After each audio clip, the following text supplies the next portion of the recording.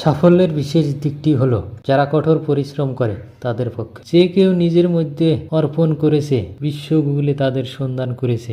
এই পৃথিবীতে দুই ধরনের মানুষ আছে, যারা মনে করে কি ঘটবে তাদের দেখা হবে, এবং অন্যরা যারা বিশ্বাস করে যে আমরা যা ভাবছি তা ঘটবে। যাদের জীবনে কোনো লক্ষ্য নেই, তারা কেবল শূন্য নিয়ে, মৃত্যুদেহ নিয়ে হাঁটছে। যাদের স্বপ্ন জীবন আছে, তাদের ভাগ্য উপার্জিত হয়। তারা কিছুই ঘটায় না, সাহস উড়ান দেয়।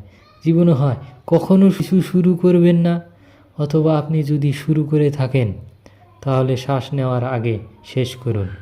যেদিন আপনার মন হারাতে শুরু করবে, সেদিন ভাবুন কেন আপনি শুরু করেছিলেন। জীবন সর্বদা একটি নতুন সুযোগ দেয়। সহজ কথায় আমরা এটিকে আগামীকাল বলি। স্বপ্ন যখন আমাদের, তখন কেন ভাগ্য বা অন্যকে দোষ দেওয়া হবে?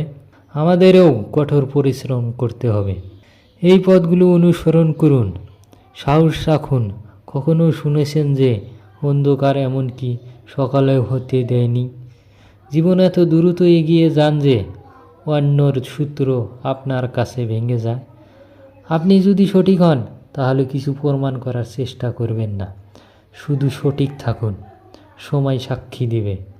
সফল ব্যক্তিরা যাদের সিদ্ধান্তের মাধ্যমে বিশ্বকে পরিবর্তন করে, অন্যদিকে ব্যর্থ ব্যক্তিরা ভয়ে তাদের সিদ্ধান্ত পরিবর্তন করে।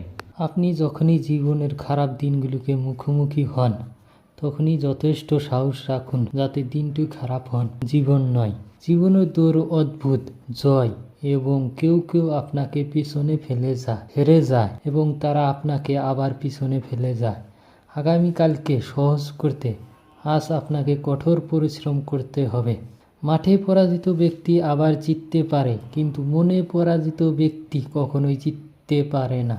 অতএব কখনো নিজের মনে পরাজয় স্বীকার করবেন না। সমস্যা থেকে পালানো সহজ, জীবনের প্রতিটি দিকেই একটি পরীক্ষা। যারা হেরে যায় তারা ঠিকই পায় না, যারা লড়াই করে তাদের পায়ে বিজয় নিহিত। অতএব নিজেকে এতটাই জেদি করে তুলুন যে সমস্যাগুলি নিজেরাই বিব্রত বোধ করবে।